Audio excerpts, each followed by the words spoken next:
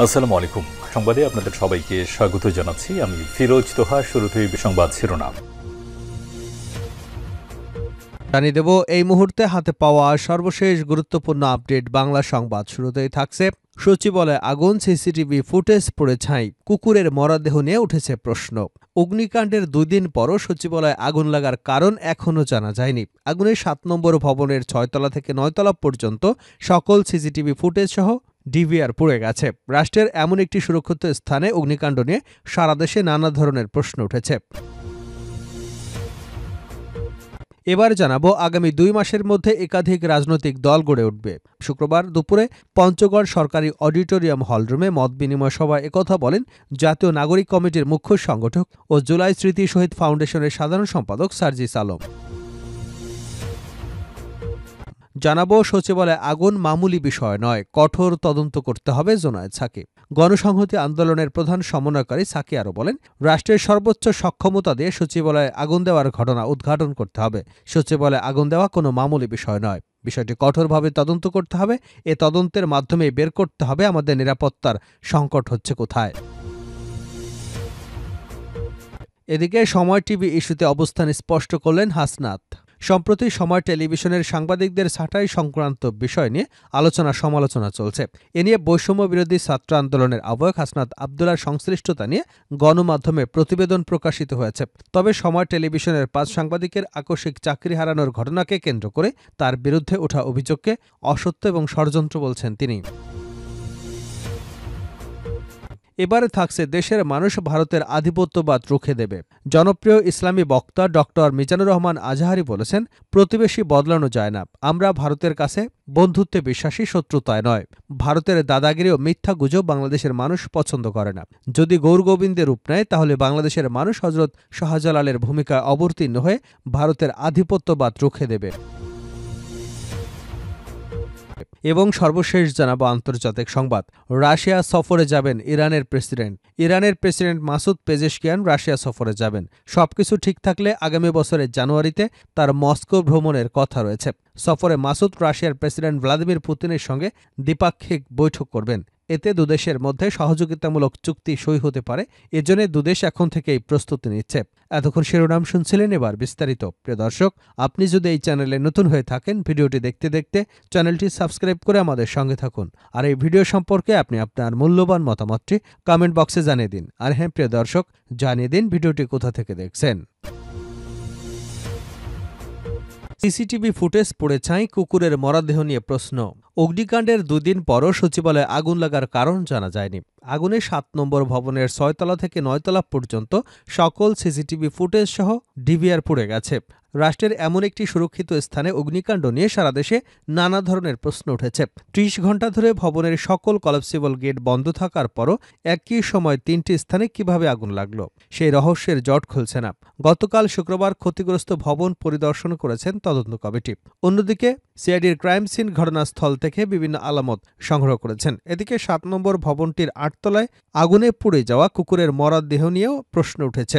মৃত কুকুরটি ফরেনসিক বিভাগে নিয়ে যাওয়া হয়েছে। কুকুরটি 8 তলায় কিভাবে উঠল তা নিয়ে চলছে আলোচনা। কুকুরটির শরীরে বিষাক্ত কিছু আছে কিনা তাও জানবার চেষ্টা করছেন ফরেনসিক বিভাগ। সন্দেহের তৃতীয় পক্ষ। কেউ কেউ বলছেন, বিগত সরকারের মেগা প্রকল্পের কাজের ফাইল তলব করায় বর্তমান সরকারের মধ্যে ঘাপটি মেরে বসে থাকা চক্রটির থলের বিড়াল বেরিয়ে আসতে পারে বলে পরিকল্পিতভাবে এ ধরনের কাজ ঘটানো হয়েছে।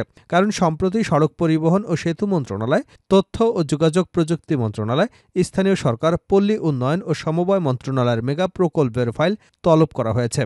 বুধবার গভীর রাতে রহস্যজনক এই আগুনের সূত্রপাত হতে দেখা যায় এই 3টি মন্ত্রণালয়ের অফিস থেকেই। সচিবালয় আইনশৃঙ্খলা বাহিনীর পাশাপাশি সরকারের সকল গোয়েন্দা সংস্থার সার্বক্ষণিক কাজ করে। রাষ্ট্রের এসব শক্তিশালী গোয়েন্দা সংস্থার চোখ ফাঁকি দিয়ে তৃতীয় কোনো পক্ষ যদি এ কাজ করে থাকে তাহলে সেটি হবে দুঃসাধ্য, এমনটাই মনে করছেন গোয়েন্দা সংস্থাগুলো। তবে সরকারের কোনো পক্ষই এ ব্যাপারে মুখ খুলছে না। তারা বলছে, বিষয়টি তদন্ত করছে উচ্চতর তদন্ত কমিটি। এখানে যারাই কাজটি করে থাকুক, কোনো পক্ষের স্বার্থ রক্ষার জন্যই কাজটি করেছে। তবে তদন্ত না হওয়া পর্যন্ত এ ব্যাপারে নিশ্চিত করে বলা যাবে না। আগামী 2 মাসের মধ্যে একাধিক রাজনৈতিক দল গড়ে উঠবে। আগামী ২ মাসের মধ্যে একাধিক রাজনৈতিক দল গড়ে উঠবে। শুক্রবার দুপুরে পঞ্চগড় সরকারি অডিটোরিয়াম হলরুমে মত বিনিময় সভায় একথা বলেন জাতীয় নাগরিক কমিটির মুখ্য সংগঠক ও জুলাই শহীদ স্মৃতি ফাউন্ডেশনের সাবেক সাধারণ সম্পাদক সার্জিস আলম। সার্জিস বলেন, জাতীয় নাগরিক কমিটির বৈষম্য বিরোধী ছাত্র আন্দোলন থেকে একটি দায়িত্ব নিয়েছে।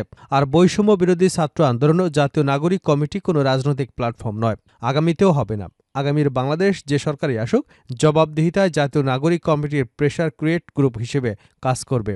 আর আগামীর বাংলাদেশ লিডারশিপ তৈরির কাজ করবে। শুধু রাজনৈতিক লিডারশিপ নয়, প্রত্যেকটি ক্ষেত্রেই আমাদের লিডার প্রয়োজন। আর এই লিডার তৈরির কাজটা করবে জাতীয় নাগরিক কমিটি। সার্জিস বলেন, শেখ হাসিনা গত ১৬ বছরে স্বৈরাচার প্রতিষ্ঠা করতে গিয়ে লিডারশিপ ধ্বংস করেছেন।